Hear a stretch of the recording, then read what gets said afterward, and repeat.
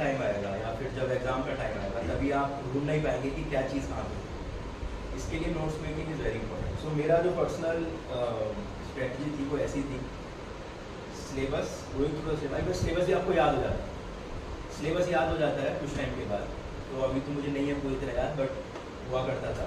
तो उसमें लाइक मैंने भी रीड एनी आर्टिकल, अभी न्यूज़पेपर में एक आर्टिकल आया, तो वो आर्टिकल में अभी एजुकेशन के बारे में भी कुछ है, हेल्थ के बारे में भी कुछ है, तो वो देखते ही आपको क्लिक कर जाएगा कि ये जो डेटा है फॉर एग्जांपल, या फिर ये जो फैक्ट है, ये कौन से पेपर के कौन से सेक्शन के लिए इम्पोर्टेंट है।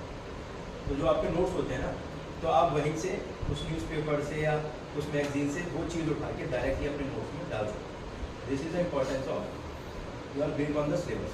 सिलेबस मैं बार बार सिलेबस और प्रीवियस ईयर के बारे में कहता हूँ, क्योंकि ये दो चीज़ें बहुत इंपॉर्टेंट है। आप मतलब यू विल रियलाइज इट जब आप एग्ज़ाम दोगे कि प्रीवियस ईयर पेपर्स और सिलेबस कितना ज़्यादा इंपॉर्टेंट है। इसके बिना मतलब आई हैव सीन पीपल जिन्होंने बहुत मेहनत की, और लाइक मेरे तो शुरू के 2-3 अटैम्प्ट में I made it through, but बहुत लोगों का नहीं होता है। मतलब इट इज़ कुछ सिलेक्शन के चांसेस हैं इस एग्ज़ाम में, किसी भी एग्ज़ाम में।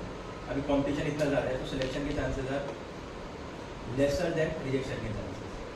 यू ऑल नो दिस, इसमें कोई नई बात नहीं है। तो उसमें बहुत बार अभी मतलब जब आप अपना बेस्ट दें और सिलेक्शन ना हो, तो वो उस ऐसी स्टेज पे आप ना आए। इसीलिए मैं बार बार कह रहा हूँ कि वो जो गलतियाँ होती हैं, that I have seen many people do, वो गलतियाँ आप ना करें।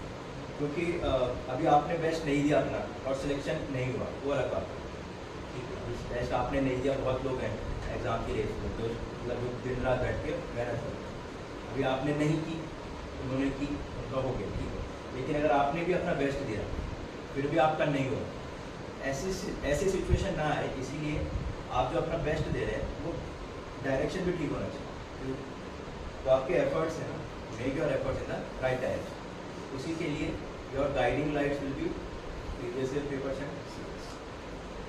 इसके बाद फिर नोट्स मेकिंग है। नोट्स मेकिंग में whenever you read anything make the notes बनाते रहिए साथ साथ में।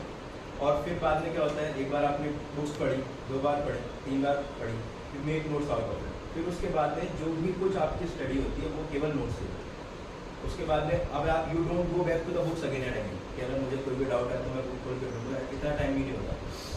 फिर आपके नोट्स इतने कंसाइज हो जाने चाहिए कि आपको जो भी काम का है वो सारा अपने नोट्स में रहना चाहिए।